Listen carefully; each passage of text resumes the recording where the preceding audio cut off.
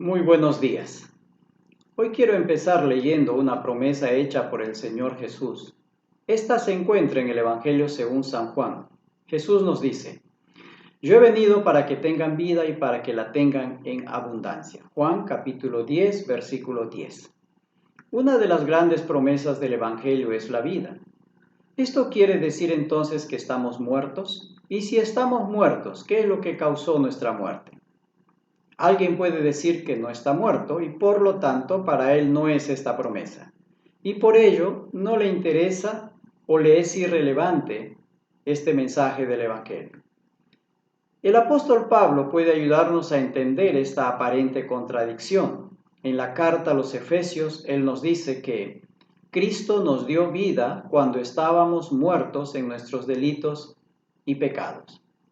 Pablo escribe esta carta a personas que están viviendo, pero al mismo tiempo les dice que antes habían estado muertas y lo que les había causado la muerte es el pecado.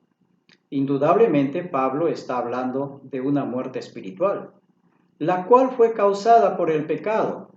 Por ello dice, muertos en nuestros delitos y pecados.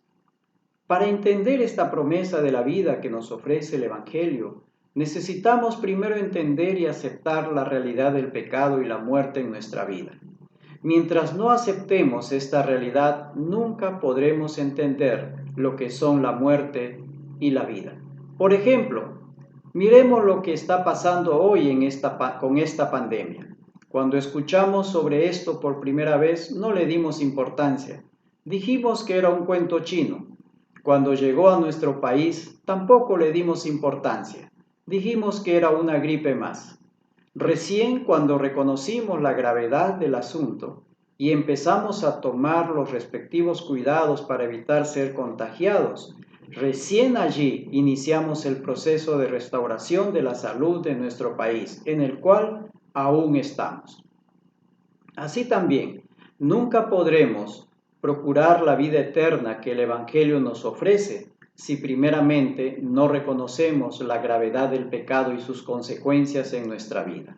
Recién cuando una persona reconoce su condición de pecador y que su pecado le ha llevado a la muerte, podrá tener la ayuda de Cristo para recibir de Él la vida eterna. Ahora, generalmente muchas religiones, filosofías o maneras de pensar nos dicen que el asunto del pecado es simple quimera, no existe o que es solo un sentimiento de culpa por algún trauma que tenemos y que con una buena terapia solucionamos el problema o lo arreglamos con meditaciones, penitencias y otras soluciones religiosas.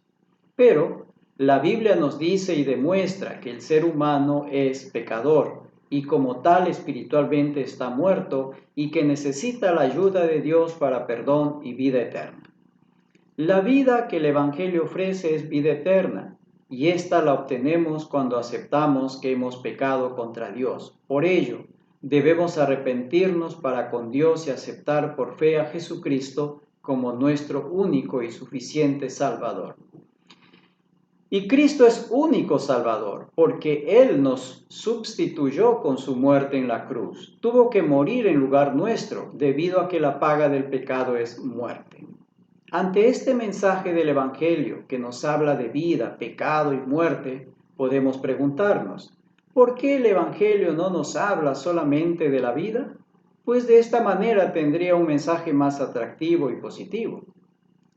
¿Qué necesidad hay para hablarnos de pecado y muerte dándonos un mensaje negativo? Queremos un mensaje positivo, pues lo tenemos en el Evangelio, quien te ofrece salvación y vida eterna en Cristo Jesús. El Evangelio nos dice cuál es nuestra dolencia y luego nos ofrece el remedio, el cual es Jesucristo, quien nos promete una nueva vida en Él. ¿Cómo podemos entonces decir que el Evangelio de Jesucristo no tiene un mensaje positivo? Piénsalo. Amén.